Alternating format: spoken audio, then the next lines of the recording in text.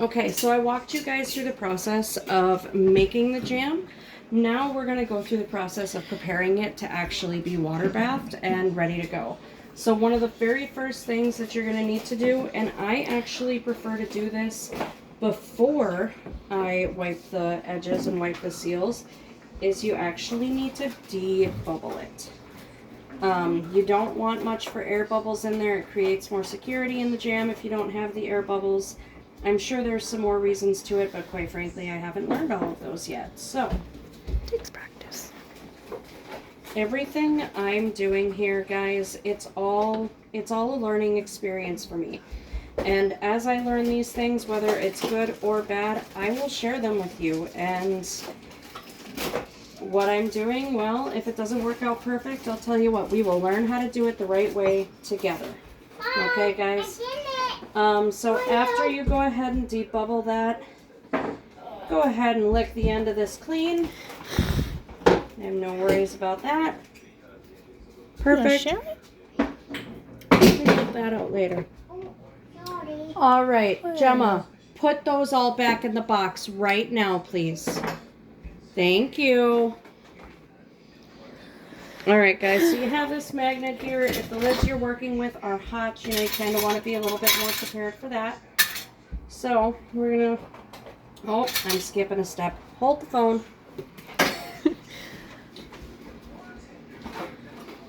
All right, so we're going to take this paper towel. A dish towel will work just as well, too, but I don't have any brand new clean ones in the kitchen right now, so we're just not going to push our luck there. We're going to use paper towel instead. And I don't have vinegar, so I'm just going to use water. But you need to wipe the edges of the seals clean. Make sure that there's no debris or anything left on there. You don't want anything to interfere with the seal of the jar. Bella, go ahead and show them what I'm doing as well, not just point the camera at my face, okay? I want them to see what I'm doing so that way other folks can learn or even maybe see what I'm doing and teach me something as well. Right. But anyways, so you've got to make sure that the jars, the edges here are wiped clean so that way nothing interferes with the seal. As I'm sure most of you will probably know or at least understand, if you don't have a good seal here, you are going to end up with some moldy products. And after putting this much work into getting stuff canned, I imagine you don't want that, just like I don't. So, now the last time that I made jam, I made a strawberry rhubarb jam. And I also just used water on a paper towel just like this. And we have gone through most of the jars already, and well, we haven't found any seal issues with any of the jars. Everything turned out great. So I'm not really worried there. Alright, so we're going to wipe all of this off. This one's the last jar. Okay, so now that we've got all that wiped off, now we can go to the step that I was going to accidentally show you too soon. So we're going to go ahead and we're going to set these on here. You want to try and make sure that they're nice and centered. Okay.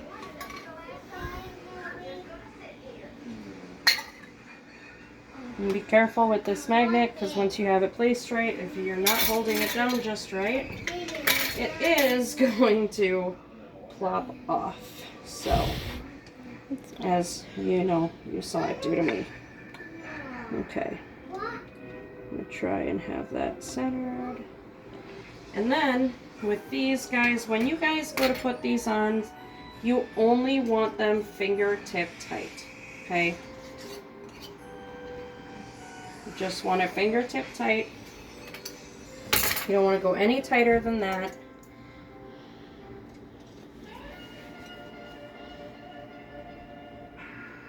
Alright.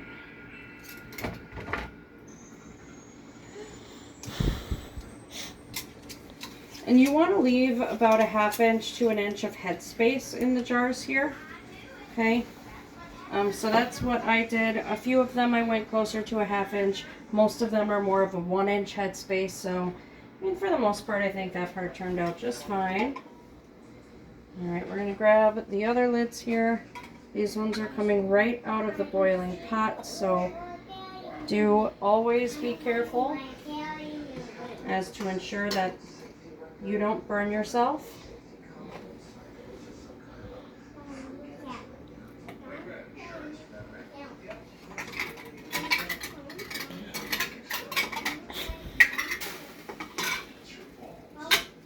I don't quite know how I just scored that one so easily, but alright.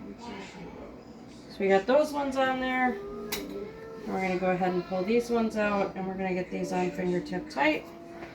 These are the last 3. Doesn't that burn?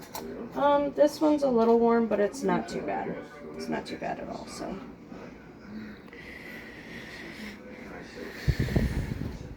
So you can kind of tell when you look at the top of the jar if it's not sitting on there quite right, because when you go to look here, looking at the top, it should look like most of the edges are even here.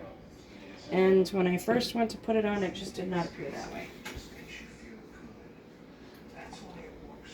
Okay. And then just remember what I said, guys, fingertip tight. It doesn't need to be any tighter than that. If it's too tight, it will not allow the water bath canner to properly do its job to be able to seal these jars and make sure that you can preserve your jam for quite some time. Okay. All right, so we've got all of these on here. They're all fingertip tight. Okay. Now, just for the sake of I don't want to drop anything, we're going to go ahead and set these jars in the strainer here for a minute. And I'm going to use these to carry them out. And then Bella, hit the pause button. Alright, so the reason why I waited until my jam cooled off before I put it in the jar, just to kind of give you guys a bit of a rundown here, I did that because I was not fully prepared yet. I didn't have my water bath canner up and going. And if you're going to add hot, if you're going to put hot jars in something, well, then the liquid needs to be hot too. Otherwise, you do take a bit of a risk there. So these jars are warm, but by the time this gets up to boiling, they're not going to be all that hot anymore. So I did this with my strawberry jam too. So I'm going to go ahead and do the same thing with this. Now the temperature is getting quite warm in here. However, it's not to a boiling point. So I have these nifty little tongs, and they will grip right around the edges of my jar really nicely, like so, and I can take them and I can just set them right in. Now, right now the water's sitting at about the same temperature as the jars. Bella, I'll let you take over. So there shouldn't be a problem with going ahead and putting these in here now, and then we're going to continue to let this come up to temperature. And then once the water bath canner gets to a rolling boil, we're going to set a timer for 10 minutes. And then we're actually going to let these jars sit overnight. Okay, I'm going to let it sit in the water until it cools, and then I will pull the jars out, and I'm going to let them sit on the counter overnight, and we will check the seals in the morning.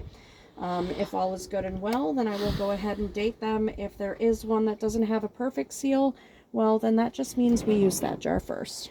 So, also, I have a glass top stove in the house, and I do find it significantly harder to get these things up to temp at the pace that I want to get them up to temp at. So what I went ahead and did today was I went over to Walmart, and I got this little butane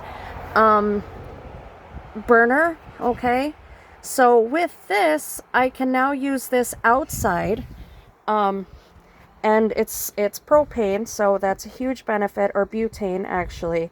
So I can better regulate and control the heat better than what I would have been able to before. So that's a huge benefit too.